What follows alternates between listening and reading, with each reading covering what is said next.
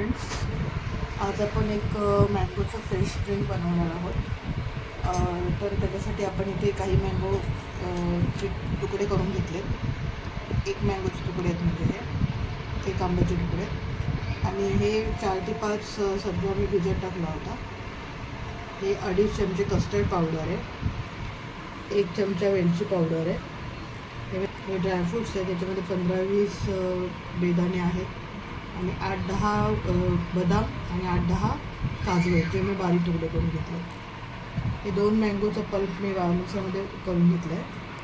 हे अर्धा लिटर दूध आहे, याच्यामधलं अर्धं दूध मी इथे वाटेमध्ये काढून ठेवलं, कारण ते मला कस्टर्ड पावडर मिक्स करायची म्हणून. हे दोन्ही मिळून अर्धा लिटर दूध आहे, आणि त्याच्यामध्ये मी 4 चमचे साखर घेतलेली आहे.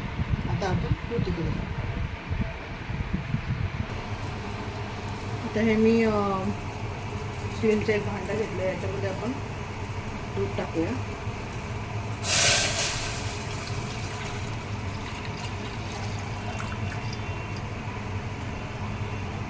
हे दूध थोडंसं गरम होऊन देऊया.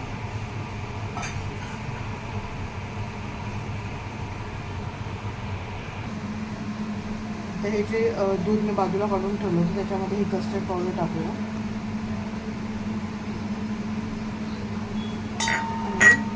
मिक्स करून घेऊया.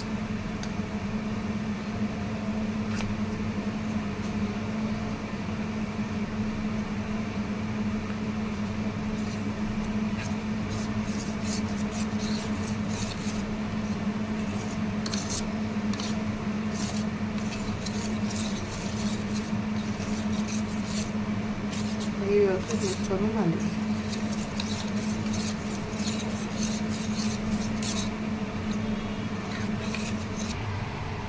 आता हे दूध बऱ्यापैकी गरम झालं आहे, तर आपण याच्यामध्ये साखर टाकूया, म्हणजे ती मेल्ट होऊन जाईल.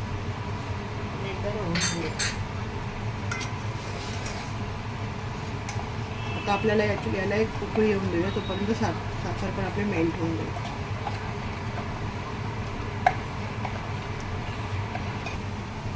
आता हे दुधाला उकळी आली आहे.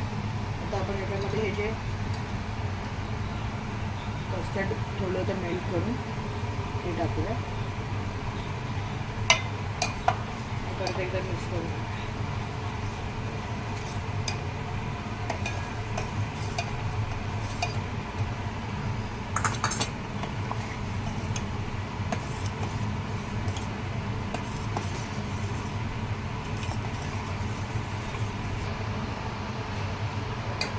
आता बघा, हे घट्ट झालं आहे.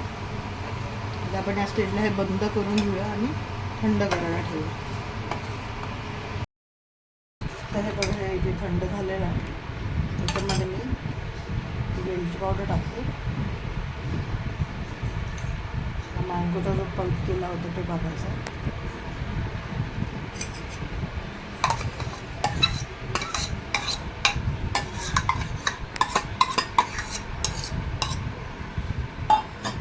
सगळं मिक्स करून घ्यायचं.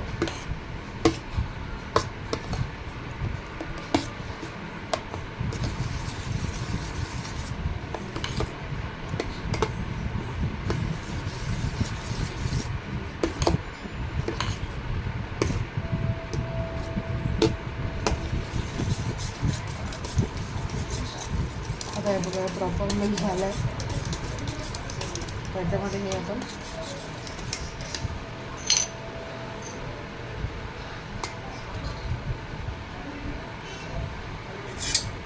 सब्जा टाकूया. आपण याच्यामध्ये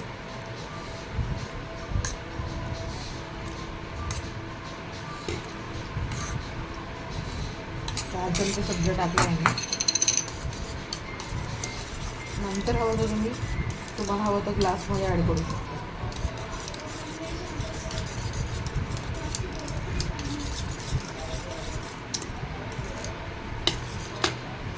आता हे जे तुकडे कट केले होते, हे पण टाकूया.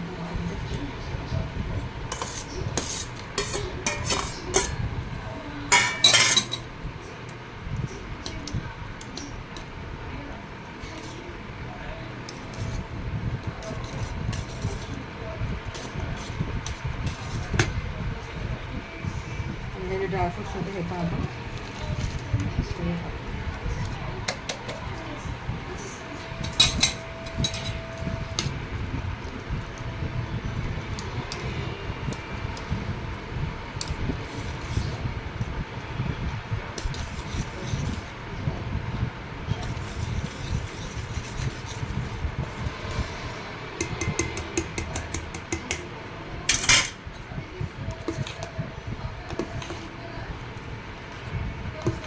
आता हे जे आपलं ड्रिंक आहे हे रेडी झालं.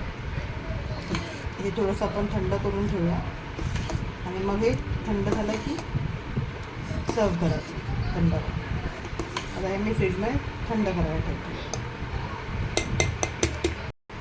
आता हे मी थंड करून घेतलं असं झालेलं.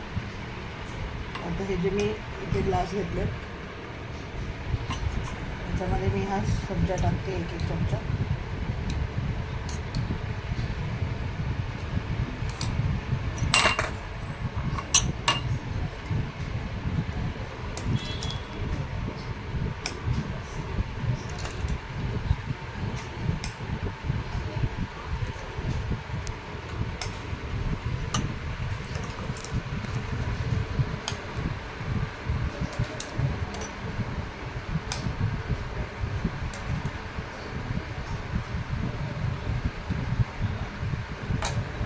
तर याच्यामध्ये मी हे थोडेसे आंब्याची काप घेतली होती.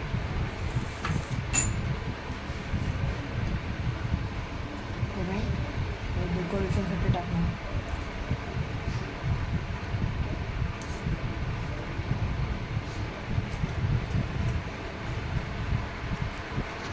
हे थोडेसे काजूचे तुकडे करून घेतले, ते पण मी डेकोरेशनसाठी.